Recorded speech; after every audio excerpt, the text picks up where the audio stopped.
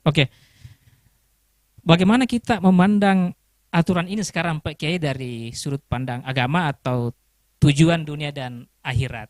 Mungkin bisa kami diberi gambaran terkait dengan itu. Silahkan Pak Kiai. Assalamualaikum warahmatullahi wabarakatuh. Waalaikumsalam warahmatullahi wabarakatuh.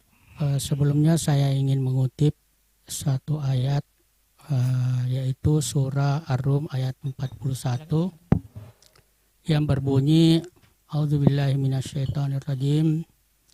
Zaharal fasadu fil barri wal bahri bima kasabat aydin nas liyudhiqahum ba'dallazi amilu la'allahum yarji'un. Telah tampak kerusakan di darat dan di laut disebabkan perbuatan tangan manusia.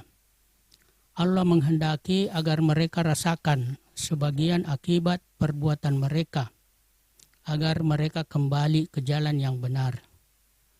Dari ayat ini kita harus melihat apa yang terjadi di tahun 2026, di mana banjir bandang ya, di Aceh, Sumatera Utara dan Barat, bahkan di kabupaten-kabupaten lain, yaitu perlu bertanya-tanya apa sebabnya. Ya, tidak mungkin alam yang begitu bagus ya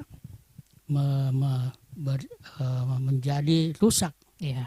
Tapi tentu ada penyebabnya, sebagaimana telah dikatakan oleh Al-Quran, bima kasabat aydin nas, ulah tangan manusia. Karena hutan dibabat ya, semua siapa yang memberi izin, dia tidak tahu bagaimana akibat kalau hutan dibabat, padahal Allah menjadikan hutan itu tentu ada maksudnya dan fungsinya yang baik. Tapi mereka ini tidak sadar, ya, mereka hanya dipenuhi nafsu duniawi sehingga tidak memperduli lingkungan yang ada terjadi pada lingkungan mereka. Ya, ini karena manusia itu serakah, ya. Dan ini adalah manusia yang dinamakan manusia tolol, ya, manusia bangsat. Keras. Ya, manusia. Keras Ya. ini. Karena apa, di dalam hadis dikatakan al-kaisu man dana nafsahu ya wa amila lima ba'dal maut. Karena yang dikatakan orang berakal itu, orang pandai, dia selalu mengoreksi diri. Kalau kamu berbuat salah, ya, akuilah kesalahanmu, lalu bertobat, lalu berbuat baik. Nah, itu orang berakal.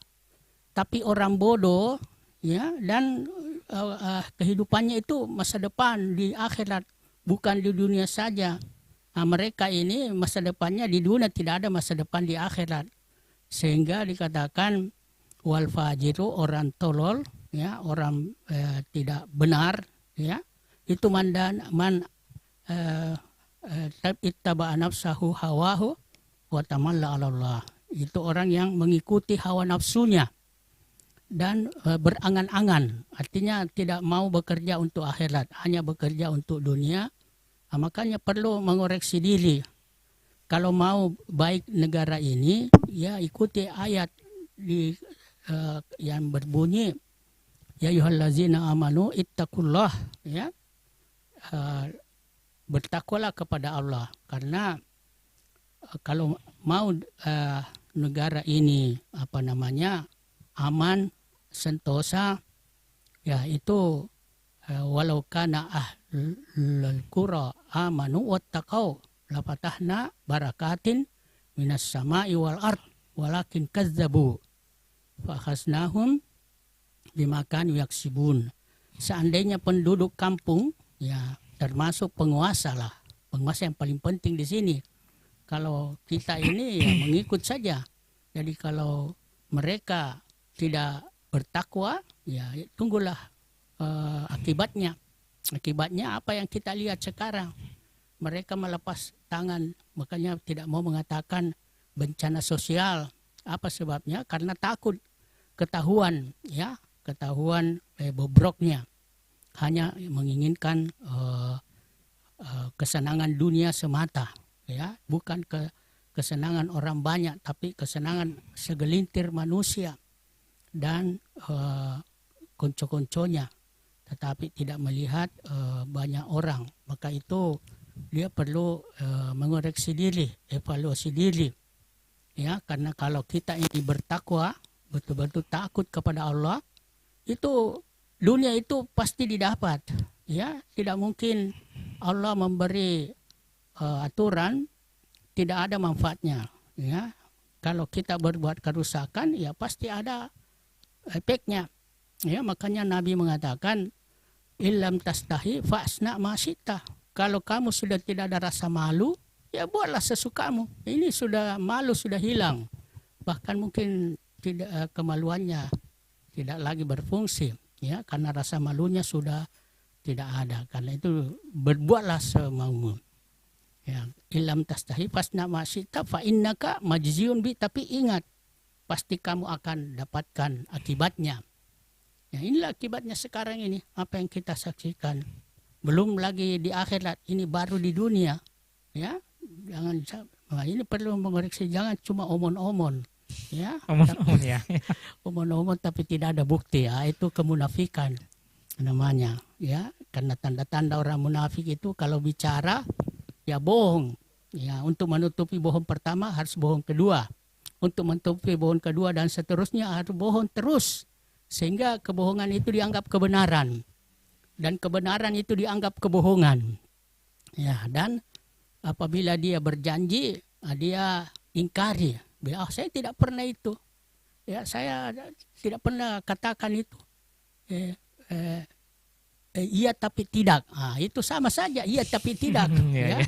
Artinya iya tapi tidak. Iya tapi tidak. Sudah artinya, tapi belum. kalau ada kerusakan, jangan tanya saya. Saya tidak tahu masalah itu. Itu tidak berarti lepas tangan. Tidak boleh. Ya, harus bertanggung jawab. Penyebabnya itu dari atas sampai ke bawah. Jadi ya itu tidak boleh omon-omon, ya. Omon-omon itu katanya rela mati untuk rakyat. Wah, tapi mengejar koruptor paling dekat saja tidak mampu. Ya, yang jauh mau dicari, yang dekat tidak mampu. Ini perlu mengoreksi diri kalau mau negara ini baik. Karena cara pemilihannya itu kalau hasil kecurangan itu ya pasti hasilnya juga keburukan. Tapi kalau pemilihannya itu keadilan dan kejujuran, ya pasti hasilnya juga kebaikan. Nah, ini mungkin penyebabnya inilah kecurangan, ya, kecurangan sehingga mendapatkan orang bodoh. Ya, orang bodoh itu ya seenaknya ngomong, tidak tahu apa yang diomong. Makanya orang bodoh itu dia tidak tahu apa yang diomongin, lain yang ditanya, lain yang dijawab. Ya saya kira itu. Assalamualaikum warahmatullahi wabarakatuh.